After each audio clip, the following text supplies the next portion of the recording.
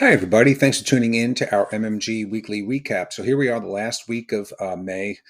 The unofficial summer begins, and it feels like interest rates have peaked. So if you wanted one thing to celebrate going into the weekend, there's a couple good signs that the bond market may have peaked. Now, the 10-year note, here we are on a Thursday, for the first time since April 13th, closed 2 days consecutively beneath 280. That's a good sign. Now, Friday's PCE can come out and can royal everything, but if you stay beneath 280, that's a good sign. That could mean that 280 might be about as high as a 10-year note can go. Remember, we went as high as 320 and we backed off. And what was good about that is that it kept this 40-year trend in the bond market in place. Every rate hiking cycle over the last 40 years, the 10-year note never hit above the previous peak, and it did not do it this time, even though it spiked to 320.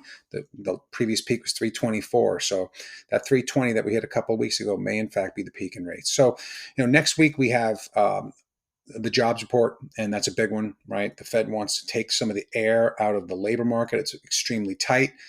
And it has to thread a needle in order to do so. But it's starting to feel more and more that the Fed may have to pause or have to do a complete U-turn because the economy's slowing down a bunch, right? We had GDP come out this week where we contracted by 1.5% in the second reading, and that's worse than expectations.